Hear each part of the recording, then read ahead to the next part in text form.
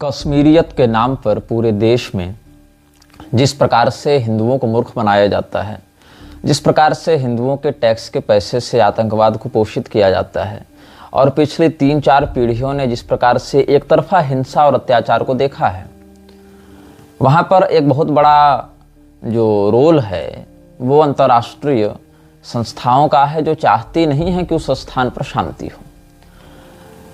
आप सोच कर देखें कि किसी भी क्षेत्र में जब अशांति होती है तो 2 तरीके से उससे निपटा जाता है। पहला समाधान यह है कि जिस समस्या या मांग को लेकर अशांति हुई है वह चीज़ उन्हें दे दी जाए। यदि वह न्याय संगत है तो वह चीज़ उन्हें दे दी जाए। मान लीजिए कहीं पर कोई समस्या है, किसी चीज़ के लिए जनता मांग कर रही है और उस मांग को पूरा न होने की स्थिति में अशांति हो रही है, तो आप उस मांग को पूरा कर दें। दूसरा, यदि वह मांग न्यायोचित नहीं है, प्रासंगिक नहीं है, तो दमन चक्र के माध्यम से विद्रोहियों को कुचल दें। 2 बातें होते हैं, या तो आप शांतिपूर्वक उनकी मांग को पूरा करेंगे या दमन चक्र से उनका निग्रह करेंगे। लेकिन कश्मीर की स्थिति में दोनों ही बातें नहीं हैं, क्योंकि कश्मीर के लोग कह रहे हैं कि हमको आज़ादी दो। किससे आज़ादी दो? अवश्य ही भारत से, क्योंकि ये जो आज़ादी की बात है ये जिन क्षेत्रों में उठती है वो पाकिस्तान के द्वारा तो संचालित है नहीं, नियंत्रित है नहीं, बल्कि जो क्षेत्र एलओसी के पार पीओके माना जाता है उन क्षेत्रों में तो ऐसी बातें देखने को नहीं मिल रही हैं। तो अगर आज़ादी इनको चाहिए तो भारत से चाहिए। उसके बाद क्या एक स्वतंत्र राष्ट्र के रूप में उभरेंगे या पाकिस्तान से मिलेंगे या चीन के कब्जे में चले जाएंगे? इनका भविष्य क्या है ये सभी जानते हैं। लेकिन इन सभी मांगों के पीछे, आंदोलनों के पीछे, जिसमें एक बहुत बड़े आतंकवादी संगठन का भी नाम प्रासंगिक है, जिसको कहते हैं Jammu Kashmir liberation force, JKLF। तो JKLF जैसी संस्थाएं जो प्रारंभ से इस विषय को उठा रही हैं, वो कभी ये सामने नहीं लेकर आती कि हम ही वो संस्थाएं हैं जिन्होंने कश्मीरियत की हत्या की। कश्मीर में क्या इस्लाम उत्पन्न हुआ? नहीं हुआ। क्या कश्मीर इस्लाम की जन्मभूमि है? नहीं है। क्या कश्मीर में इस्लाम से पहले कोई आबादी नहीं थी, कोई समुदाय नहीं था? बिल्कुल था। कश्मीर की जो सत्ता है, जो कश्मीरी डोगरा राजाओं के पास थी, क्या वो इस्लाम को अपनाने वाले थे? नहीं थे।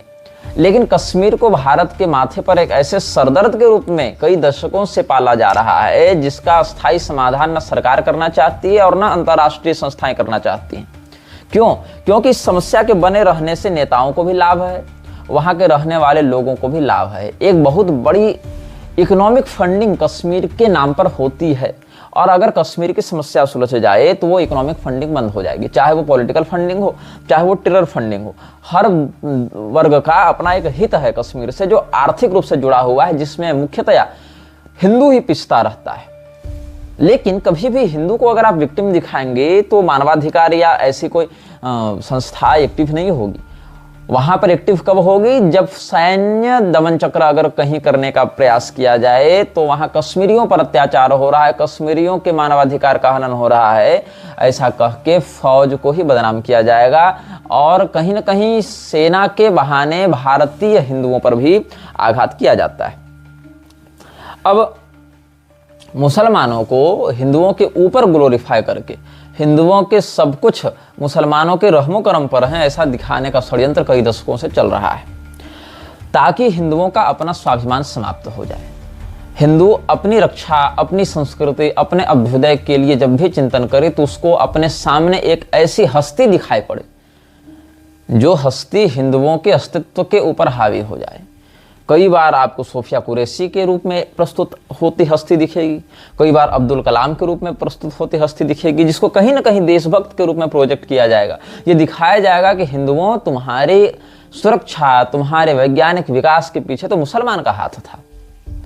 ये प्रोजेक्ट किया जाएगा ताकि हिंदू कहीं ना कहीं अपने उन्नति या अपनी सुरक्षा के पीछे अपने गौरव और कर्तव्य को नहीं, अपितु किसी मुसलमान को उत्तरदायी मानकर उसके प्रति सहानुभूति व्यक्त करने लगे। खैर, एक उदाहरण मैं देना चाहूंगा अमरनाथ यात्रा का। अब हिंदू क्या है, अपने बच्चे के आधुनिक शिक्षा के ऊपर तो बहुत ज्यादा इन्वेस्टमेंट करेगा, लेकिन उसकी सांस्कृतिक शिक्षा अथवा उसके सुरक्षा पर इन्वेस्टमेंट नहीं करता है। आपको यदि इसको थोड़ा सा परखना है, समझना है, तो आप अपने गली मोहल्ले क्षेत्र में एक सर्वे करें, लोकल सर्वे करें।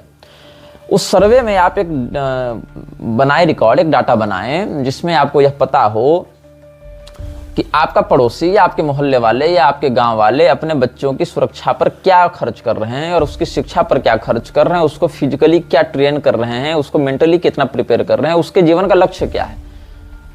सर्वाइवल के दृष्टिकोण से, अस्तित्व के संरक्षण के दृष्टिकोण से उसकी रणनीति क्या है, उसकी योजना क्या है। बहुत से लोग मेरे हालिया वीडियो के कमेंट में आकर, मेरी पोस्ट के कमेंट में आकर ये कहते हैं कि तुमको युद्ध नीति का ज्ञान नहीं है, तुमको रणनीति का ज्ञान नहीं है, तुम भारतीय सेना का अपमान कर रहे हो, जबकि ऐसा नहीं है। भारतीय सेना की कार्यप्रणाली, भारतीय रणनीति, कूटनीति के विषय में जितना गहन अध्ययन और जितना समय देकर चिंतन, सोशल मीडिया पर नहीं अपितु ऑथेंटिक रिसर्च पेपर्स पर जितना हम समय देते हैं, उसका दशांश भी वो कमेंटर्स नहीं देते हैं।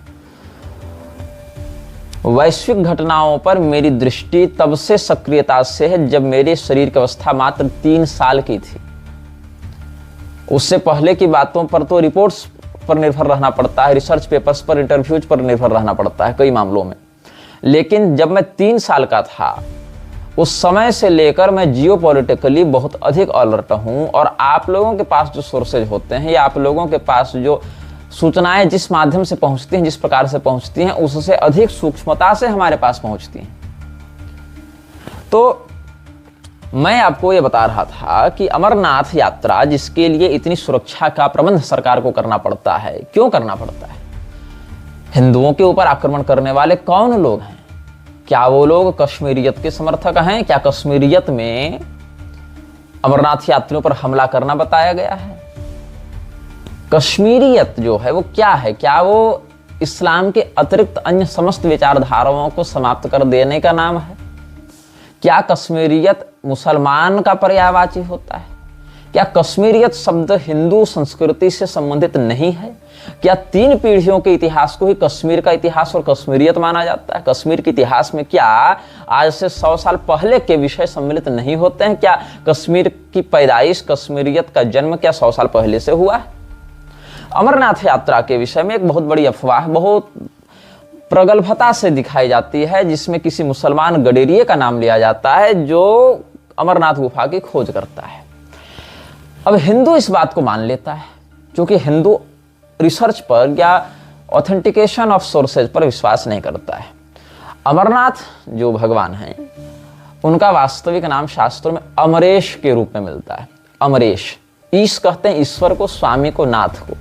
हाँ, जैसे केदारनाथ को केदारेश्वर भी कहते हैं, विश्वनाथ को विश्वेश्वर भी कहते हैं या विश्वेश भी कहते हैं। आप शिव पुराण इत्यादि का अध्ययन करें, लिंग पुराण, स्कंद पुराण, शिव रहस्य या शैवागमों का अध्ययन करें, तो आपको यह ज्ञात होगा कि ईश्वर, नाथ, ये सब शब्द पर्यायवाची हो जाते हैं। जैसे जगन्नाथ को जगदीश्वर भी कहा जाता है, विश्वनाथ को विश्वेश या विश्वेश्वर भी कहा जाता है। वैसे ही शास्त्रों में अमरनाथ शब्द के पर्याय के रूप में या मूलतः अमरेश शब्द आया है। अब कहाँ आया है? तो भृंगीश संहिता एक बहुत ही महत्वपूर्ण ग्रंथ है। भृंगीश संहिता में जहाँ कश्मीर के तीर्थों का वर्णन है, बहुत से ग्रंथ आपको मिलेंगे जहाँ कश्मीर के तीर्थों का वर्णन मिलेगा, हिमालयी तीर्थों का वर्णन मिलेगा, जैसे स्कंद पुराण का मानस खंड, जैसे कि भृंगीश संहिता। अभिनव ग्रंथों में देखें तो नीलमत पुराण या कलहण की राजतरंगिणी, तो ये सब, हालांकि राजतरंगिणी इत्यादि तो धार्मिक ग्रंथ नहीं है, लेकिन उनको एक हिस्टोरिकल एविडेंस के रूप में माना जा सकता है। काव्य के दृष्टिकोण से भी वो ऐतिहासिक घटनाओं का वर्णन करते हैं। किंतु अगर आप धार्मिक प्रमाण के रूप में देखें तो स्कंद पुराण के मानस खंड या हिमवत खंड या जो भृंगीश संहिता, ऐसे जो प्रामाणिक ग्रंथ हैं, हिमवत खंड, मानस खंड, भृंगीश संहिता, इन स्थानों पर कश्मीर के बहुत से तीर्थों का आपको वर्णन मिलेगा, जिसमें अमरेश शब्द भृंगीश संहिता में अमरनाथ भगवान के लिए आया है। तो जो तीर्थ हमारे धर्मशास्त्रों में हजारों लाखों वर्षों से वर्णित हैं, उनके शास्त्रीय प्रारूप को सामने लाने के बजाय उसकी अपेक्षा एक मुसलमान गडेरिये को श्रेय देना कि इसने अमरनाथ गुफा से को खोज करके हिंदुओं को अवगत कराया, मतलब हिंदू अगर तीर्थ भी जा रहा है तो उसके पीछे किसी मुसलमान को ग्लोरीफाई किया जा रहा है। आप समझ सकते हैं इसके पीछे कितनी बड़ी साजिश होगी। जैसे उस क्षेत्र में हिंदू आता नहीं होगा, हिंदू का कोई वहां पर ठिकाना नहीं होगा या उसका हिंदू धर्मशास्त्रों में कोई वर्णन नहीं होगा। अब तो यहां तक स्थिति हो गई बद्रीनाथ धाम को भी, बदरी क्षेत्र को भी मुसलमान ये कहकर अपना बताने लगा कि वहां हजरत बद्र का स्थान है, वो तो हमारे हजरत बद्र हैं, ऐसा कह के वो लोग कब्जा करना चाहते हैं। श्री राम सेतु को एडम्स ब्रिज कहकर ईसाई कब्जा करना चाहते हैं, और उधर हमारे तीर्थों को हजरत बद्र है, हजरत बाल है, अमरनाथ की खोज मुसलमान ने की, ऐसा कह के हमारे तीर्थों के ऊपर मृक्षों का कब्जा, मृक्षों का प्रभाव व्यक्त कराने का एक अभूतपूर्व षड्यंत्र चल रहा है, जिससे हमारे तीर्थ विकृत हों, तीर्थों की परंपरा विकृत हो, तीर्थों का जो प्रामाण्य है, तीर्थों की जो शास्त्रीयता है, उससे हिंदू अवगत न रहे, और म्लेच्छराज के ऐसे छोटे बड़े एजेंट ज्ञात या अज्ञात स्थिति में जब ऐसा कुछ करते हैं और हिंदू अपने शास्त्रीय ज्ञान के अभाव में उन्हीं अफवाहों को सत्य मान लेता है, तो एक दुष्परिणाम यह होता है कि आपकी तीर्थ की जो शास्त्रीय सुरक्षा है, मर्यादा है, पवित्रता है, वो नष्ट होती है। उससे जो आपको आध्यात्मिक लाभ, दिव्य प्रभाव होना चाहिए था, वो होता नहीं है। सरकार उसको टूरिज्म के सेक्टर के रूप में डेवलप करके वहां से रेवेन्यू जनरेट करती है, और आप भी वहां पर जाकर डीजे बजाकर नाचने लग जाते हैं। जो उस तीर्थ का प्रधान उद्देश्य था, जो उसके संस्थापन का कारण था, वह कारण ही आप नष्ट कर देते हैं। आपके रिलीजन फॉर्म में तो हिंदू लिखा जाता है, लेकिन आपके अंदर से जो हिंदू का संस्कार है, उसकी जो चेतना है, वो समाप्त हो जाती है। जाति जनगणना जब हो रही है, जाति जनगणना की जो बातें हो रही हैं, बहुत सी जातियां ऐसी हैं जो स्वयं को हिंदू में भी गिनती हैं, मुसलमान में भी गिनती हैं। लोग हमें बताने आ रहे थे कमेंट्स में कि लेबनान के मॉडल, जो हमने मृक्षराज के द्वितीय सत्र के प्रथम अनुभाग में सीजन 2 एपिसोड 1 में जो लेबनान, फॉल ऑफ लेबनान हमने बताया था, लेबनान में जैसे इसी प्रकार से जनगणना की गई थी, जहां पर पहले तो ईसाई बहुल्य थे, लेकिन बाद में मुसलमानों ने फलस्तीनी घुसपैठियों को बुलाकर वहां पर पूरा तख्तापलट कर दिया था। तो मैं आपको स्पष्ट कर दूं कि लेबनान में जहां पर Maronite Christians, Greek Orthodox Christians, सुन्नी मुसलमान, शिया मुसलमान और ज्यूस थे, जिसमें एक छोटा दल द्रुज का भी था। द्रुज और यहूदी पहले मूलतः एक ही थे, बाद में कुछ उनमें अंतर हो गया। हालांकि द्रुज अब स्वयं को गैर यहूदी ही मानते हैं, लेकिन इनिशियली दोनों एक ही लाइनेज से बिलोंग करते हैं। तो उन दोनों स्थिति में, हालांकि देखिए, मैं इस श्रृंखला में बहुत से अंग्रेजी शब्दों का भी या क्षेत्रीय शब्दों का भी प्रयोग करता हूं, क्योंकि कई लोगों ने यह कहा और मैंने भी अनुभव किया कि मेरे मृक्षराज श्रृंखला के दर्शक जो हैं, उनमें एक अच्छा खासा वर्ग तत्सम शब्दों को समझने में कठिनाई का अनुभव करता है। इसीलिए विषय को आप तक सुगमता से समझाया जा सके, इसमें शिव धर्मोत्तर पुराण का एक नियम लगता है, जहां पर सरल भाषा में देशज भाषाओं का प्रयोग करके भी गुरु अपने शिष्य को प्रबुद्ध बनाए, ऐसा एक विशेषाधिकार प्राप्त होता है आचार्यों को, कि अगर संस्कृतनिष्ठ भाषा में किसी विषय का उपदेश शिष्य के हित के लिए किया जाना उतना प्रभावी नहीं लगता है, तो अन्य भाषाओं का, देशज क्षेत्रीय भाषाओं का आश्रय लेकर भी आचार्यगण शिष्य को उस विषय में अवगत करा सकते हैं। ऐसा एक विशेषाधिकार आचार्यों को शिव धर्मोत्तर पुराण में प्राप्त है। तो कुछ लोग कह रहे थे कि आप मृक्षराज के विरुद्ध वीडियो बना रहे हैं और म्लेच्छ भाषा के शब्दों का प्रयोग भी करते हैं, तो ये उचित है कि अनुचित है? तो मैंने आपको इसके विषय में अवगत करा दिया। तो मैं ये कह रहा था कि कुछ लोग मुझे ये समझा रहे थे कि ये लेबनान मॉडल पर नहीं, अपितु ईरानी मॉडल पर काम कर रहा है। यद्यपि मैं उन लोगों को, उन भले मनुष्यों को, उन भोले भाले लोगों को ये बता दूं कि लेबनान के मॉडल में और ईरान के मॉडल में एक चीज कॉमन है कि दोनों इस्लामी देश हैं, और जब Lebanon full course Islamic country नहीं भी बना था, तब भी वो कोई सनातनी राष्ट्र नहीं था, ईसाई था, तो म्लेच्छ ही माना जाएगा, म्लेच्छ ही माना जाएगा। उसको आप सनातन धर्म के सापेक्ष नहीं देख सकते हैं। सनातन धर्म के दृष्टिकोण से अगर हम लेबनान या ईरान का उदाहरण लेते हैं, तो हमारा जो दूरदर्शी भविष्य है वही संकट में पड़ जाता है। पुनश्च मैं आपको इसके लिए आश्वस्त कर दूं, फिर से बता दूं, जिसकी जितनी संख्या भारी उसकी उतनी हिस्सेदारी, इस प्रकार के नारे ईरानी मॉडल के नहीं, अपितु लेबनानी मॉडल के हैं। और आपका वर्तमान में तरीका चाहे जो हो, उद्देश्य चाहे जो हो, लेकिन अंततः जाति विद्वेष को बढ़ाकर, जाति नरसंहार करवाकर, जाति विशेष के माध्यम से छल कपट पूर्ण सत्ता परिवर्तन करवाकर आप अंततः एक बड़े गृह युद्ध की ओर ही देश को ढकेलेंगे, जिसमें इस देश की न्यायपालिका, कार्यपालिका, विधायिका और इनके अंधे बहरे समर्थक ही उत्तरदायी होंगे। तो बहुत सी ऐसी जातियां जिसमें प्रधानता है जाटों की। अभी कोई पुस्तक मेरे संज्ञान में आई थी जिसमें कोई लेखक लिख रहा था, जो कि अवश्य ही ऐसे ही किसी देशद्रोही संस्था के द्वारा पोषित है। वो लिख रहा है जाट हिंदू नहीं होते, जाट एक अलग जाति है जिसमें उसका एक स्वतंत्र अस्तित्व है, जाट आर नॉट हिंदूज। ऐसे ही एक पुस्तक मुझे 2 साल पहले पढ़ने को मिली थी जिसमें कोई व्यक्ति लिखा था क्षत्रिय हिंदू नहीं होते। मतलब इन लोगों ने क्या किया है, वरना आप जो कहते हैं ना कि जाति मिटा दो सब हिंदू बन जाओ, जातिगत संरचना के माध्यम से अब स्वयं को डिनाई किया जा रहा है कि हम हिंदू नहीं हैं, हम हिंदू नहीं हैं। जाति पकड़कर स्वयं को हिंदू होने से नकारा जा रहा है। जाट हिंदू नहीं है तो क्षत्रिय हिंदू नहीं है, ऐसा कह कर प्रसारित किया जा रहा है। तो क्या है भाई, तो नहीं तो मुसलमानों में भी मुस्लिम राजपूत होते हैं, मुस्लिम जाट होते हैं। अरे भाई वो मुस्लिम जाट मुस्लिम राजपूत जो कह रहे हैं स्वयं को, वो कैसे मुस्लिम बने? क्या अरब से उठकर आए, मंगोलिया से उठकर आए, तुर्की से उठकर आए? नहीं, यहीं पर उनके पूर्वजों के ऊपर अत्याचार हुआ। उनके पूर्वजों ने लोभिया भय के कारण जो इस्लाम को अपनाया, उस स्थिति में उनका जो हेरिडिटरी लाइनेज था, जो उनका वंशानुगत चिन्ह था, उनका जो पहचान था, उनकी जातिगत जो जिसको हेरिडिटरी प्राइड आप कह सकते हैं, वंशानुगत जो उनका गर्व था वो बचा रह गया। हालांकि वो इस्लाम में कन्वर्ट हुए, लेकिन अपने नाम क्या जाट या राजपूत ऐसा लगाना बंद उन्होंने नहीं किया। इसीलिए आपको मुसलमानों में भी चौधरी टाइटल वाले मिल जाएंगे, जबकि चौधरी मूलतः आदिकाल में देखें तो ब्राह्मणों की उपाधि थी। मिथिला में तो कई ब्राह्मण चौधरी लगाते भी हैं। संस्कृत में चतुर्धर शब्द है। महाभारत के एक बड़े अद्भुत व्याख्याकार हुए हैं नीलकंठ चतुर्धर। उन्होंने मंत्र रामायण, मंत्र भागवत, भारत भावदीप जैसे बड़े दिव्य ग्रंथों की रचना की है। नीलकंठ चतुर्धर। तो चौधरी टाइटल वास्तव में चतुर्धर शब्द का अपभ्रंश है, लेकिन मुसलमान भी चौधरी लगाने लगे। और ऐसे चौधरी ठाकुर ये सब शब्द प्रभुत्वशाली लोगों के लिए प्रयोग किए जाते थे। तो कई मामलों में जमींदारों ने भी, बड़े भूमिपतियों ने भी चौधरी शब्द मतलब चौधरी साहब मतलब राजा साहब, ठाकुर साहब मतलब इस प्रकार से शब्दों का प्रयोग किया। तो ठक्कुर शब्द है संस्कृत में और चतुर्धर शब्द है। तो ठक्कुर मतलब स्वामी, मालिक, और चतुर्धर मतलब चारों दिशाओं से धूलि को धारण करके अपनी प्रजा का संरक्षण या अपने शिष्यों का संरक्षण करने वाला। तो चतुर्धर शब्द ही बन गया चौधरी, ठक्कुर शब्द ही बन गया ठाकुर। और बहुत से जमींदार लगाते थे जिसमें एक बड़ी संख्या ब्राह्मणों की भी थी, विशेष करके मिथिला के ब्राह्मणों की। चौधरी, ठाकुर ये सब उपाधियां आज भी वहां पर लोग लगाते हैं। तो जब जाति जनगणना होगी तो ये स्वयं को कहाँ रखेंगे, जाति में रखेंगे कि धर्म में रखेंगे?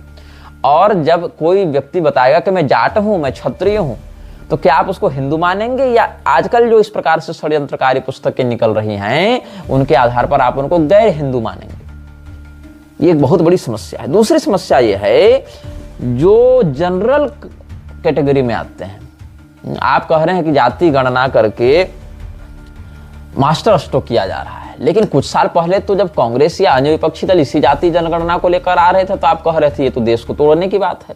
तब आप मास्टर स्ट्रोक की बात नहीं करते थे। मूल बात क्या है कि जो वैश्विक मालिक बताते हैं, ग्लोबल लीडर्स बताते हैं, यहाँ ग्लोबल लीडर मतलब मोदी, ट्रंप, पुतिन इत्यादि नहीं, मैं मिलच्छराज और उनके जो एजेंट्स हैं, मतलब मिलच्छराज प्लस एसोसिएट्स जो हैं बड़े वाले, ये ट्रंप, मोदी और पुतिन या जिनपिंग के लेवल पर नहीं, ये सब तो मतलब मिडिल लेवल पर आएंगे। टॉप टीयर की जो बात है वो जिस प्रकार का अध्यादेश अपने हाई ऑर्डर से जारी करेंगे उसी को ये मानेंगे, चाहे सरकार कांग्रेस की हो, चाहे सरकार बीजेपी की हो, चाहे डेमोक्रेटिक्स हैं, डेमोक्रेट्स हो, चाहे रिपब्लिकन्स हो। जो हाई ऑर्डर ने पास किया उसी को एग्जीक्यूट किया जाएगा। और अगर आप नहीं करते हैं ऐसा काम तो चाहे आप इंदिरा गांधी हो, चाहे आप राजीव गांधी हो, चाहे आप कैनेडी हो, आप एसेसिनेट किए जाएंगे। चाहे आप शिंजो अबे हो, आप एसेसिनेट किए जाएंगे यदि आप हाई ऑर्डर की बात से सहमत नहीं होते हैं। इससे फर्क नहीं पड़ता कि आप पक्ष में हैं कि विपक्ष में हैं कि किस पार्टी के हैं। वो जो एक गाइडलाइन, एक यार्डस्टिक बना दी गई, यदि आप उसके तहत काम नहीं करते हैं तो आप मार दिए जाएंगे। सीधी बात, आप होंगे अपने यहाँ राष्ट्रपति और प्रधानमंत्री और सेनाध्यक्ष, उससे मतलब नहीं है। आप उस बात को, उस रेगुलेशन को, उस मैसोनिक आइडिया को अगर आप लागू नहीं करते हैं, जैसा कि भारत में तो राष्ट्रपति के पद पर भी फ्रीमेसनरीज रह चुके हैं ना, आज भी बड़े बड़े पदों पर हैं, न्यायपालिका पर हैं, राष्ट्रपति के पद पर हैं, बहुत जगहों पर हैं, धर्मगुरुओं के वेश में हैं, जजों के वेश में हैं, नेताओं के वेश में हैं, सेनाध्यक्ष, राष्ट्राध्यक्ष इत्यादि के वेशों में घूमते हैं फ्रीमेसनरीज। तो जब ये इस प्रकार से घूमते हैं और कई बार तो अपनी पहचान को सार्वजनिक करके भी अपना कार्य करने लग जाते हैं, उस स्थिति में आप ये समझ लीजिए कि यदि आप उस गाइडलाइन के विरुद्ध जाते हैं, उस एजेंडा के विरुद्ध जाते हैं, तो आप सीधे सीधे मार दिए जाएंगे, असैसिनेट कर दिए जाएंगे, चाहे आप अपने देश और अपने जुरिस्डिक्शन में कितनी भी बड़ी हस्ती क्यों ना हो। तो जो लोग ये कह रहे थे कि लेबनान की जनगणना अलग हुई, ईरान की अलग हुई, वो समझ लें कि मॉडल चाहे जो भी हो, लेकिन परिणाम इसी दिशा की ओर जाएगा, और जिसकी जितनी संख्या भारी उसकी उतनी हिस्सेदारी, ये कहकर आप कतई ये नहीं मान सकते कि इसका दुष्परिणाम नहीं होगा, क्योंकि अब आप लेबनानी मॉडल और उसी परिणाम की ओर बढ़ रहे हैं। और अंततः क्या होगा, जाट हिंदू नहीं है, क्षत्रिय हिंदू नहीं है, शूद्र हिंदू नहीं है, ऐसा कहकर, क्योंकि एक नया शब्द लेकर आए ना, ब्राह्मणवाद, तो बाकी कैटेगरीज के पास जो काल्पनिक संविधान ने बना रखी हैं, उनके पास तो अपना अपना सर्टिफिकेट है कि मेरे पास से सर्टिफिकेट है। आपके पास क्या है ये बताने के लिए कि आप किस जाति के हैं? आपके पास जाति प्रमाण पत्र है क्या? और वो जाति प्रमाण पत्र अगर है तो क्या उसमें आपको किसी जाति विशेष के आरक्षित सरनेम के आधार पर जाति माना गया है, कि आजीविका के आधार पर माना गया है, कि कैसे माना गया है? क्योंकि शर्मा टाइटल जो है वो शास्त्र में ब्राह्मणों के लिए है, लेकिन मेरी जानकारी में तो शर्मा टाइटल ब्राह्मण भी लगा रहे हैं, अब शर्मा टाइटल बढ़ई भी लगा रहे हैं, शर्मा टाइटल लोहार भी लगा रहे हैं, और कई स्थानों पर तो नाई भी लगा रहे हैं। अब नाई, बढ़ई, लोहार जैसे तो रिजर्व कैटेगरी में आएंगे, लेकिन ब्राह्मण नहीं आएगा। तो शर्मा टाइटल जो आपका है, वो शर्मा टाइटल ये बता रहा है कि आप ब्राह्मण है कि नाई है, कि आपकी आजीविका बता रही है कि आप ब्राह्मण है कि नाई है, कि कैसे पता चल रहा है? तो ब्राह्मणों के पास या क्षत्रियों के पास या कायस्थों के पास जो जाति प्रमाण पत्र है, क्या वो है? आप कैसे सिद्ध करेंगे आप किस जाति के हैं? यदि सरकार आज डिनाई कर दे, जैसे कि सरकार कई बार अपने ही बात से पलट जाती है, कोर्ट्स अपने फैसले को पलट देते हैं, तो अगर वो डिनाई कर दे कि नहीं, हम आपको नहीं मानते, शर्मा टाइटल हो जाने मात्र से हम आपको ब्राह्मण नहीं मानेंगे, क्योंकि ये तो और भी जातियां लगा रही हैं, आपके पास क्या प्रमाण है कि आप यही वाले ब्राह्मण हैं? आप दिखाएंगे कि हमारे खतियान में ऐसा है, हमारे पूर्वज ऐसा करते थे। ठीक है, आपके पूर्वज ऐसा करते थे तो कोई भी व्यक्ति किसी भी कर्म को करने के लिए स्वतंत्र है, आर्य समाजी विचारधारा उठाकर ले आएंगे, तब क्या करेंगे आप? क्योंकि सरकार तो पुजारी की ट्रेनिंग दे देकर शूद्रों को भी पुजारी के रूप में भर्ती कर ही रही है, उस स्थिति में कह देगी कि वो भी कर रहे हैं, आपके पास क्या प्रमाण है? तो अगर सरकार डिनाई करना चाहे, आप उससे लड़ नहीं सकते हैं, क्योंकि आपने अपना आधार अपनी अंधभक्ति में समाप्त कर दिया है। अब भारत में जो है, जितने अधिक संहार, जितने अधिक हत्याएं धर्म के नाम पर नहीं हुई हैं, उससे अधिक जातीय विद्वेष के कारण हुई हैं। कैसे हुई हैं? इससे पहले मैं आपको बताऊं कि कैसे संगठित रूप से आरएसएस के माध्यम से सर्वप्रथम जाति पर प्रहार किया गया है और इसका दुष्परिणाम क्या है। मैं आपको कुछ सिलसिलेवार बातें बताऊंगा। मोहन भागवत की ये बयान सार्वजनिक मीडिया पर पब्लिक डोमेन में उपलब्ध है। जैसे विवाह संस्कार नहीं कॉन्ट्रैक्ट है, ये किसने कहा था? मोहन भागवत ने कहा था। ये बिल्कुल इस्लामी विचारधारा है, जहां पर कॉन्ट्रैक्ट, ईसाइयत या इस्लाम में यही बात है कि विवाह, वहां तो विवाह शब्द नहीं है, वहां तो निकाह या मैरिज आप मान लीजिए, कॉन्ट्रैक्ट है, एक एग्रीमेंट है।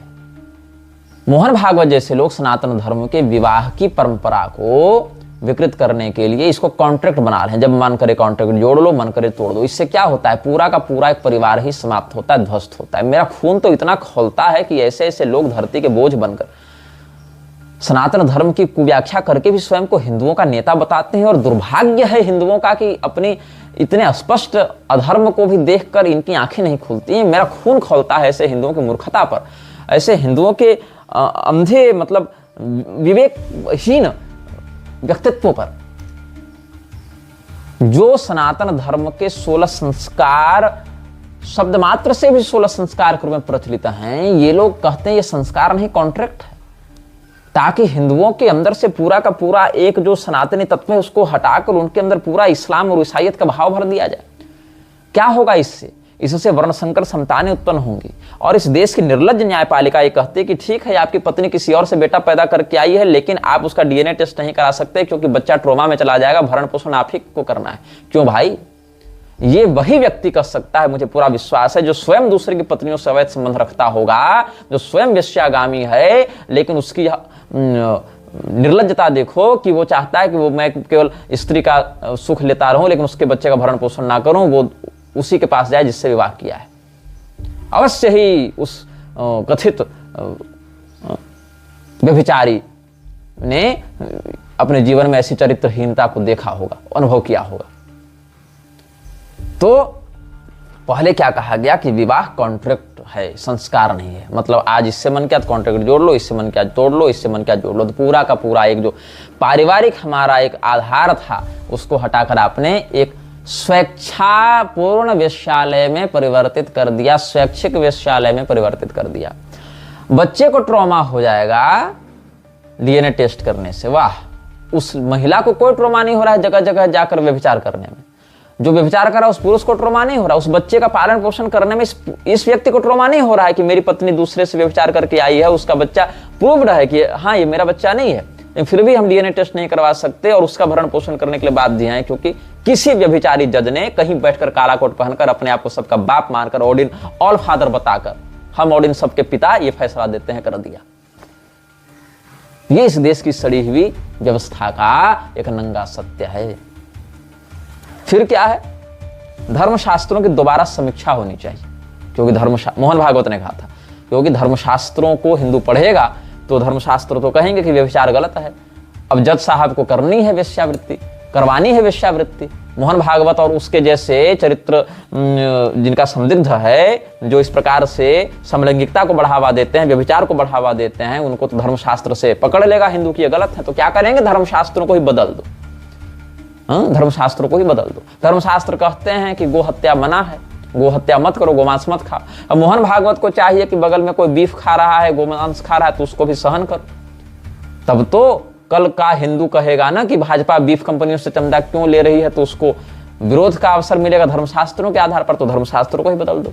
व्यभिचार के विरुद्ध कोई खड़ा ना हो सके, गो हत्या के विरुद्ध कोई खड़ा ना हो सके अपने धर्मशास्त्रों को प्रमाण के रूप में रखकर, इसलिए धर्मशास्त्रों को बदल देना चाहिए। यह किसने कहा, मोहन भागवत ने कहा। मोहन भागवत को हिंदू अपना सबसे बड़ा संरक्षक मानकर चल रहा है। वो अयोध्या में मंदिर नहीं स्मारक बनवाएंगे, ये किसका बयान था। सर्वधर्म संभाव का केंद्र बनाएंगे, किसका बयान था, भाजपाई और संघी नेताओं का ही बयान था।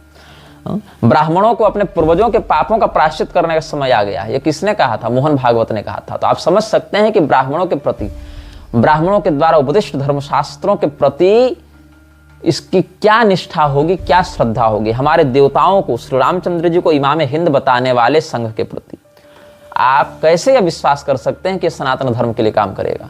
जो संगठन हिंदू धर्मशास्त्रों को बदलने की बात करता है, जो संगठन आपकी बहू बेटी को वेश्या बनाने पर तुला हुआ है, जो संगठन सीधे सीधे धर्मशास्त्रों को बदलने की बात करता है, गोमांस खाने की वकालत करता है, कई बार भगवान श्री राम को इमाम बताता है, मुस्लिम राष्ट्रीय मंच बनाकर घूम रहा है, आप कितनी मूर्खतापूर्ण स्थिति में पहुंच गए होंगे जो ऐसे संगठन को आप हिंदुओं का संगठन मानकर घूम रहे हैं। इसमें हिंदू जैसा कुछ नहीं है, ये बस एक ऊपर से भेड़ की खाल में भेड़िया बनकर घूम रहे हैं, जो स्वयं को दे present themselves as Hindus but they are not even close to be a Hindu. वो हिंदू बनने से कोसों दूर हैं अभी। हाँ, और क्या, मुसलमान नहीं रहेगा तो हिंदुत्व नहीं बचेगा, ये किसका बयान था, मोहन भागवत का बयान था। जो हिंदू इस्लाम से नफरत करता है उसको मैं हिंदू ही नहीं मानता, ये किसका बयान था। ये सब रिकॉर्डेड बयान है, वीडियो बयान है। नरेंद्र मोदी का यह बयान था कि इस्लाम से नफरत करने वाले को मैं हिंदू ही नहीं मानता। और नरेंद्र मोदी और मोहन भागवत का इस्लामी प्रेम बारंबार सार्वजनिक रूप से उफान मारता ही रहता है। देखो, बात है कि कांग्रेस, ममता बनर्जी, तृणमूल, स्टालिन, ये सारे लोगों का इस्लामी प्रेम बिल्कुल सार्वजनिक है। उनकी नीयत बिल्कुल स्पष्ट है कि उनको हिंदुओं से कोई मतलब नहीं है, वो सनातन धर्म के लिए कभी काम कर ही नहीं सकते, उनका एजेंडा स्पष्ट है। उनके नीति निर्धारकों के भी वक्तव्यों से यह स्पष्ट होता है। लेकिन जो स्वयं को हिंदुओं के नेता के रूप में प्रस्तुत करके हिंदुओं को अपने अनुसार चलाने का प्रयास करते हैं, न कि धर्मशास्त्रों के अनुसार, अपितु हिंदू भ्रमित होता रहे इसके लिए नकली नकली धर्मगुरु खड़े करते रहते हैं स्वयं। शिव जी का अवतार बताता फिर रहा है प्रदीप मिश्रा अमित शाह को। बताओ, क्या आप इस्लाम में इस बात की कल्पना की जा सकती है, अल्लाह छोड़ो किसी एंजल का ही स्वरूप किसी को बता सकते हैं ये लोग, किसी फरिश्ते का बता सकते हैं, नहीं, उसको भी ये लोग कुफ्र मानेंगे। यहां पर नरेंद्र मोदी को भगवान विष्णु का अवतार बताया जा रहा है, नरेंद्र मोदी इसका विरोध नहीं करता, अभी तो स्वयं कहता है कि मुझे भी कहीं लगता है कि मैं नॉन बायोलॉजिकल हूं। यहां प्रदीप मिश्रा शिव जी का अवतार बता रहा है किसको, अमित शाह को। हमारे देवताओं के अवतार ऐसे धर्मद्रोही निर्लज्जों को बताया जा रहा है। और आपको लगता है कि देश में हिंदूवादी सरकार है? देश में कभी हिंदूवादी सरकार नहीं रही है, कभी नहीं। लोकतंत्र हिंदूवादी हो ही नहीं सकता, इसकी प्रणाली ही हिंदू विरोधी है। इसकी मुख्य संरचना जो है लोकतंत्र की, वही हिंदू विरोधी आधार पर है। और इसका मूल उद्देश्य इस देश से हिंदुओं को बड़ी निर्ममता पूर्वक समाप्त करना ही है। The democratic India can't be suitable for cultural Hindus, traditional Hindus. यदि आपको इस देश के संविधान को मानना है तो आपको सनातन धर्म छोड़ना पड़ेगा। यह बहुत बड़ा एक भ्रम है कि संविधान सभी को अपना धर्म पालन करने की अनुमति देता है, बिल्कुल नहीं। वो धर्म की एक नई परिभाषा गढ़कर आपको कहता है यही हिंदू धर्म जो हम बता रहे हैं। वो आपके धर्म को आपके धर्मशास्त्र के अनुसार नहीं देखता, वो आपको हिंदू मानते हुए भी हिंदू धर्म की अपनी परिभाषा बनाकर आपको उसके अनुसार डालने का प्रयास करता है। ये संविधान का नंगा सत्य है। हाँ? और क्या कह रहा था, 50 साल के लिए देवी देवताओं को भूल जाओ, ये किसने कहा था? मोहन भागवत ने कहा था। क्या वो कह सकता है कि 50 साल के लिए सभी मुसलमान नमाज पढ़ना भूल जाए? ये कह सकता है क्या? हाँ? कह सकता है? नहीं कहेगा। लेकिन हिंदुओं को उनके देवताओं से दूर करना, यहां तक कि उनके कुल धर्म जाति धर्म से दूर करना, और अब तो पति पत्नी को भी अलग कर देकर उनको समलैंगिक बना देना। एक और एक बयान आ रहा है कि विवाह एक संस्कार नहीं, कॉन्ट्रैक्ट है। कन्यादान मत करो, ये कौन कह रहा है? रविशंकर, जो बारंबार मुसलमान संगठनों से मिलता जुलता रहता है। वो रविशंकर जिसने कन्यादान का विरोध किया, मोहन भागवत जिसने विवाह का विरोध किया। ये क्या हो रहा है देश में? सनातन धर्म के धर्मगुरु और नेता हैं ये लोग। तो विवाह एक कॉन्ट्रैक्ट है, संस्कार नहीं। और दूसरी ओर क्या कहता है कि समलैंगिकता महाभारत काल में भी थी और इसकी स्वीकार्यता होनी चाहिए। आप कैसे बनाना चाह रहे हैं समाज को, कैसे आप किस मानसिकता से समाज को विकृत करना चाह रहे हैं, इसको थोड़ा सा भी अगर आप दिमाग लगाएंगे तो समझ जाएंगे। फिर क्या कहता है, जाति भगवान ने नहीं पंडितों ने बनाई है। हाँ? इस विषय पर हम पहले वक्तव्य दे ही चुके हैं। हर मस्जिद में शिवलिंग क्यों देखना? ज्ञानवापी पर हम दखल नहीं देंगे। हाँ? संघ कोई मंदिर आंदोलन नहीं करेगा। कौन कहा था? हम कहे थे, मोहन भागवत कहा था। हाँ? जाति प्रथा पुरानी सोच है, भूल जाओ। चलो हिंदू भूल गया, सरकार कह दी जाति बताओ, वो कहेगा हम हिंदू हैं, मान लेगी सरकार? ये हिंदुओं को पेंडुलम बनाकर रखे हुए हैं। हिंदू आरएसएस का भी गुलाम है, भाजपा का भी गुलाम है। भाजपा कहेगी जाति जनगणना करवाएंगे, आरएसएस कहेगा जाति भूल जाओ।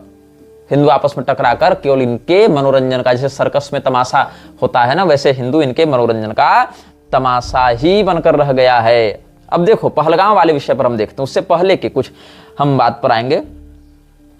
शुरू से हम आपको बात बताते जाते हैं। 2016 से हम अगर देखें, पिछले 9-10 सालों से देखें, 2016 से लेके 2025 अप्रैल तक, धर्म पूछकर मारा, जाति पूछकर नहीं मारा, ये नैरेटिव सेट किया गया। इसका अर्थ क्या है? जाति भूल जाओ। जहां जाति पूछकर मारी जा रही है वहां क्या करेंगे आप? जहां जाति पूछकर मारा गया लोगों को, और पहलगाम में तो 28 मरे, जहां 2800 लोगों को जाति पूछकर मार दिया गया, वहां पर आप क्या करेंगे? वहां ये कहेंगे कि जाति के कारण मारे गए इसलिए जाति छोड़ दो। वही लॉजिक अगर यहां लगा दें कि धर्म के कारण मारे गए इसलिए धर्म छोड़ दो, तब आपको वोट नहीं मिलेगा हिंदुओं का।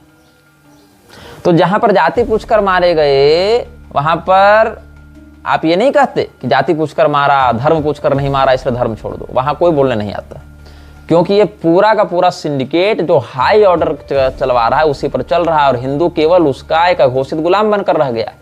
वो हाई ऑर्डर जो पास करता है वही सरकार लागू करती है। सरकार का आईटी सेल वैसे ही एजेंडा को चलाता है, और आईटी सेल के ऊपर अपने इंफॉर्मेशन के लिए आश्रित हिंदू अंधा बहरा बनकर उसी की जय जयकार करता रहता है। अभी आप देखो पूरे देश में 3 ही नाम चल रहे हैं, ओवैसी, आदिल और सोफिया।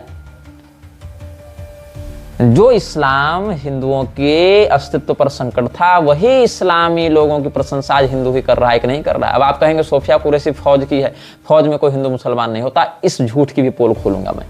फौज में हिंदू और मुसलमान बहुत अधिक होता है, बहुत अधिक होता है फौज में हिंदू और मुसलमान। जो लोग कहते हैं ना कि फौजी होता है वो हिंदू मुसलमान नहीं होता, वो मूर्ख केवल एक सिचुएशन की कल्पना करें कि आज जितनी संख्या भारतीय सेना में हिंदुओं की है और जितनी मुसलमानों की, बस बदल दें।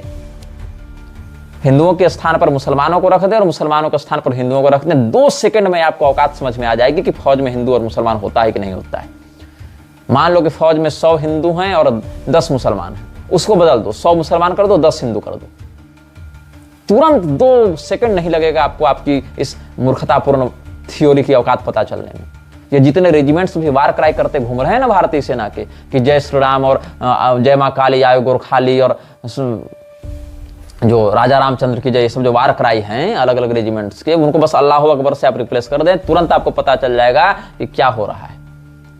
मैं भारतीय सेना के ऊपर विश्वास करता हूं, ठीक है, आप देश के लिए लड़ रहे हैं, देश के लिए वीरगति को प्राप्त हो रहे हैं, ठीक है, लेकिन वो क्यों? क्योंकि मेरा जो अनुसंधान है, मेरा जो अनुभव, वो ये कहता है कि चूंकि आपके संख्या में हिंदुओं की संख्या अधिक है, इसीलिए भी ऐसा हो रहा है।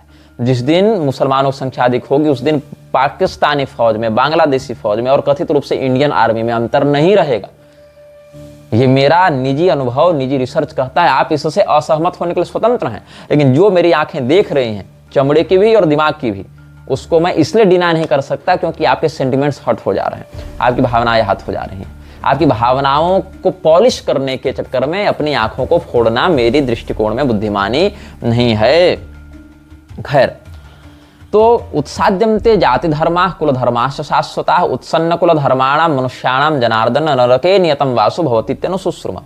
जाति व्यवस्था हिंदुओं के लिए कवच का काम करती है। बहुत बार कैसे करती है ये मैं आपको बताऊंगा, धीरे धीरे आपको समझ में आ जाएगा। लोग कहते हैं जाति जन्म से नहीं कर्म से होती है। जो लोग ऐसा कहते हैं उन लोगों को मूलतः अपने ही शब्दावली के निरुक्त का ज्ञान नहीं है। जाति शब्द का क्रिया से नहीं जन्म से संबंध है। जिसका क्रिया से उद्भव होता है उसको कृति कहते हैं, जाति नहीं कहते हैं। क्रिया से कृति, कर्म से कृति शब्द बनता है, जन्म से जाति शब्द बनता है। जन्म का संबंध जाति से है और क्रिया का, कर्म का संबंध कृति से है। तुमको भी जाति, कृति, निर्मिति, इन शब्दों की ही ओरिजिन के बारे में नहीं पता चल रहा है।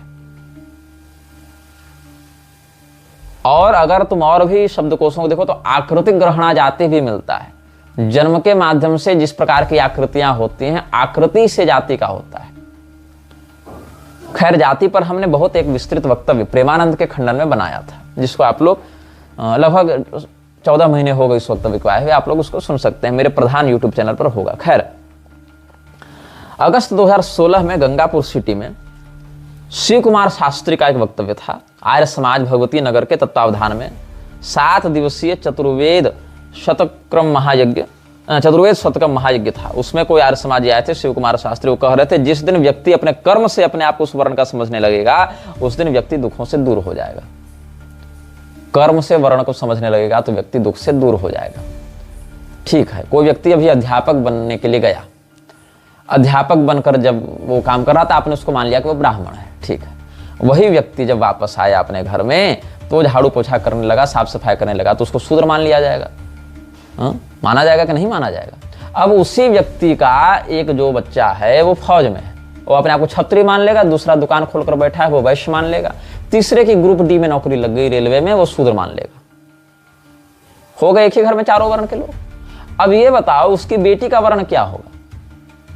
वर्ण व्यवस्था पर ऐसे बहुत कुछ बता चुके हैं आपको। वर्ण व्यवस्था का जो जन्म है उसी से संबंध है, क्योंकि क्रिया सहज होती है। सहज मतलब नॉर्मल वाला सहज नहीं, सहजं कर्म कौन्तेय सदोषम अपि न त्यजेत्। जो आपके साथ जन्मा है वह सदोष होने पर भी त्याज्य नहीं होता है।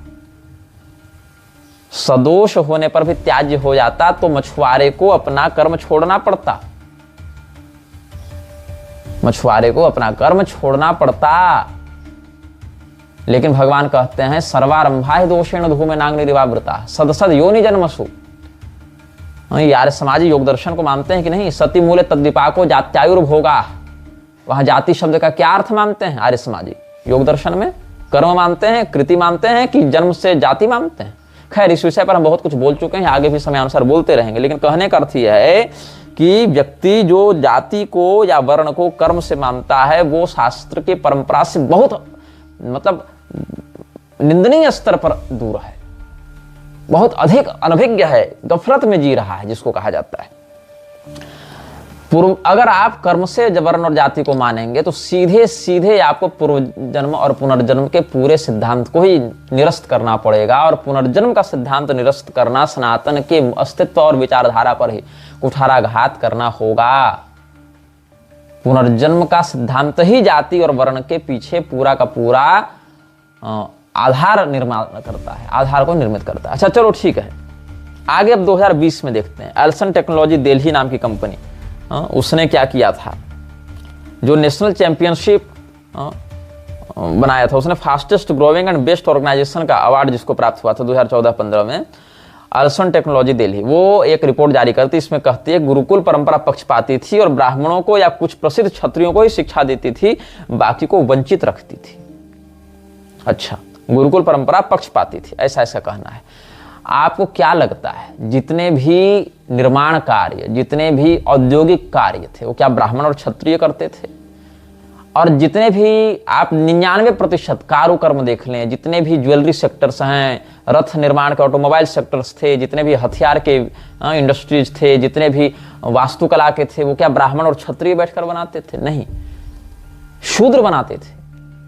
वैश्य उनका मैन्युफैक्चर करते थे, उनको मैन्युफैक्चरिंग देते थे, क्षत्रिय उनको सुरक्षा देते थे, ब्राह्मण उनको शिक्षित करते थे। हाँ, हर प्रकार के शास्त्र में हर प्रकार के व्यक्ति का अधिकार नहीं था, लेकिन जिसमें उसकी आजीविका निश्चित है, जिससे उसको सम्मानित और सुरक्षित जीवन आर्थिक और हर प्रकार से मिल सकता है, उसकी तो शिक्षा दी जाती थी। यही कारण है भारत का जो स्वर्णिम काल माना जाता है, सोने की चिड़िया जब भारत को माना जाता था, तो क्या ब्राह्मण बैठकर वो उद्योग चला रहा था, क्षत्रिय बैठकर चला रहा था? नहीं। और ब्यूटीफुल ट्री, इस पुस्तक को आप पढ़िएगा कभी, उसमें आपको बहुत से प्रमाण ऐसे मिलेंगे जहां पता चलता है कि गुरुकुल में तो शूद्र छात्रों की संख्या ब्राह्मणों से अधिक थी, लेकिन इन बातों को सामने नहीं लाया जाता। हर प्रकार के व्यापार में भी तो हर प्रकार के वर्ण का अधिकार नहीं है। ब्राह्मण ने स्वयं को ही शासक क्यों घोषित नहीं कर दिया कि हम ही राज्यासीन होंगे? क्यों नहीं कर दिया? क्षत्रियों को ही शासक के रूप में क्यों चुना गया? हाँ, क्षत्रिय के अयोग्य होने के अभाव में आपाततः ब्राह्मण शासन का अधिग्रहण कर लेता है वैकल्पिक रूप से, ये ठीक है, लेकिन मुख्य जो है शासन कर्म वो क्षत्रियों का क्यों है? ब्राह्मण ही खुद को बना देता ना, अगर पक्षपाती होता तो। उससे तो शैक्षणिक और शासकीय दोनों सत्ता उसके हाथ में आ जाती, लेकिन नहीं, इन लोगों को तो दुष्प्रचार करना है, इन लोगों को तो कहना है कि हमको वंचित रखा गया, वंचित रखा गया, वंचित रखा गया। भाई, वंचित रखे जाने को जो तुम काल मानते हो, उस काल में इतने अद्भुत आविष्कार हो गए, इतने गजब गजब रचनाएं हो गई, इतना, जिसको मार्वेल ऑफ इंडिया कहा जाता है, गोल्डन एज ऑफ इंडिया कहा जाता है, वो तब हो गया जब आप वंचित थे। और आज जब आपको इतना संविधान का संरक्षण और शिक्षा प्राप्त है, तब क्या कर रहे हैं आप? तब क्या प्रोडक्टिविटी आपकी देखने को मिल रही है? तब ये हाल हो गया है देश का कि 80 करोड़ लोग सरकार के द्वारा दिए गए अनाज पर आश्रित हैं, नशेड़ी बन चुके हैं, क्रिमिनल माइंडसेट से युक्त हो चुके हैं। ये स्थिति हो गई। अस्तु,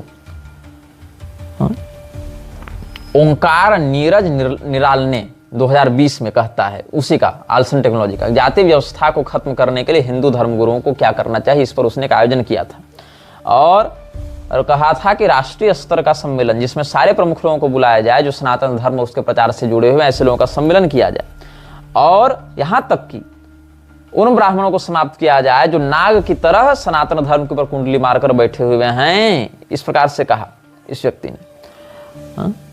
मनोज मुंतशिर, आप जान ही रहे हैं, जिसने कहा कि हमने हनुमान जी को भगवान बनाया। ये हनुमान जी को भगवान मानता नहीं है। क्या कहना है कि हमने हनुमान जी को भगवान बनाया। किसका बयान था? मनोज मुंतशिर का वक्तव्य था। मनोज मुंतशिर जो है वो, उसने लिखा था ना, जाति हाय रे जाति, ये करके पोएम थी उसकी, कि जाति जन्म से नहीं कर्म से होती, कर्म से कृति होती है, जाति का अस्तित्व तो जन्म से ही है। अब आते हैं, ये सब 2022 तक था। अब 4 फरवरी 2023 में मुंबई में आरएसएस का जो चीफ था मोहन भागवत, उसने कहा जाति भगवान ने नहीं पंडितों ने बनाई, भगवान के लिए हम सब एक हैं। समाज को बांटने के कारण देश में आक्रमण हुए। अच्छा, भगवान स्वयं क्या कहते हैं? चातुर्वर्ण्यम मया सृष्टम, मेरे द्वारा चारों वर्णों की रचना की गई। अब उसके बाद है गुण कर्म विभागशः। हाँ, तो सृष्टम कहा गया, सृष्टम में ही पूरा का पूरा रहस्य छिपा हुआ है, मेरे द्वारा रचना की गई। भगवान अगर गुण और कर्म का अर्थ इस जन्म से जोड़ना चाहते तो ये सीधे सीधे कह सकते थे कि इस गुण को अपनाने वाला कोई भी व्यक्ति ब्राह्मण कहलाएगा, इसको अपनाने वाला कोई भी व्यक्ति क्षत्रिय कहलाएगा, इस काम को करने वाला कोई भी व्यक्ति वैश्य या शूद्र कहलाएगा। लेकिन नहीं, श्रेष्ठम, मैंने इसके आधार पर रचना कर दी। तो किस प्रकार के कर्म? सती मूले तद विपाक, जो कर्म विपाक बच जाता है, जात्यायुर्भोगा, जो हमने आज कर्म किया उसका ही फल तो आगे भोगेंगे। तो अगर हमने इस जन्म में क्षत्रिय के रूप में अपने कर्तव्य को किया तो हम प्रोन्नत होकर ब्राह्मण बनेंगे, या अवनत होकर, अगर विपरीत स्थिति हो गई तो अवनत होकर वैश्य वर्ण में जाएंगे। कब? अगले जन्म में, न कि इसी जन्म में।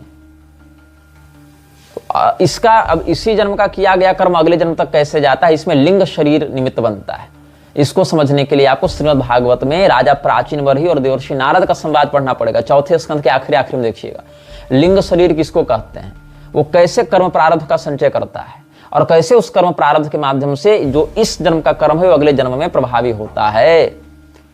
यदि आप पुनर्जन्म की अवधारणा को नहीं मानते हैं तो सीधे सीधे आपको पारलौकिक सुख और दुख पर भी निष्ठा नहीं रखनी पड़ेगी। तब आपके समस्त सनातनी जो सिद्धांत हैं वही समाप्त हो जाएंगे, क्योंकि श्रीमद् भगवद गीता में ही पुनर्जन्म के सिद्धांत को दृढ़ बताया गया। आप छठे अध्याय में देख लें।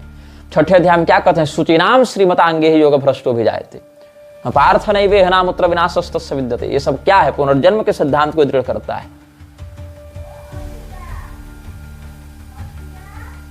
एतद् ही दुर्लभतरम लोके जन्म यदि दृश्यम, ये पुनर्जन्म के सिद्धांत को गीता का छठा अध्याय दृढ़ करता है। और पुनर्जन्म के सिद्धांत की दृढ़ता ही वर्णाश्रम के जन्मना स्थिति की दृढ़ता को व्यक्त करता है।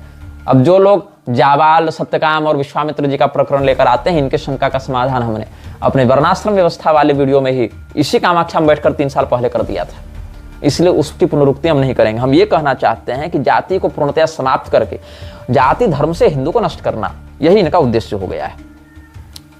अब क्या हुआ, क्या कहता है, रविवार को मुंबई में जो 4 फरवरी के आसपास जो कार्यक्रम हुआ था मुंबई में, वहां रविदास जयंती, संत रविदास जयंती पर। अब रविदास जी की बात करें तो रविदास स्वयं को सदैव चमार जाति का बताया, जो कि सत्य भी था। उन्होंने कभी भी ये नहीं कहा कि हम इतने बड़े ज्ञानी हो गए तो हम ब्राह्मण हो गए, उनका कोई ऐसा बयान नहीं मिलता है। हाँ, उनके नाम पर, रैदास और कबीरदास के नाम पर बहुत सी फर्जी कविताएं भी घूम रही हैं, लेकिन जो ऑथेंटिक उनकी रचनाएं हैं, प्रामाणिक रचनाएं, वहां रैदास ने स्वयं को चमार के रूप में ही प्रस्तुत किया है, चर्मकार समुदाय का ही बताया, और इसके लिए उनको कोई आपत्ति नहीं थी बाकियों से। उन्होंने कहा ये मेरी जाति, ये मेरा कर्म और ये मेरा भगवत भजन, इतना ही उन्होंने कहा। इसके अलावा उन्होंने कभी भी न ये कहा कि मेरे ऊपर अत्याचार हो रहा है, न कभी ब्राह्मणों को गाली दी जैसा आजकल उनके कथित अनुयायी कर रहे हैं, और न कभी इस बात को लेकर उनके अंदर कोई हीन भावना हुई कि मैं किस समुदाय में जन्म लिया हूं। अभी तो उन्होंने ये कहा कि एक चमार के रूप में हिंदू बनना मुझे स्वीकार है, लेकिन मुझे कलमा पढ़कर मुसलमान बनना स्वीकार नहीं है। ऐसा उनकी आधिकारिक रचनाओं में प्राप्त होता है।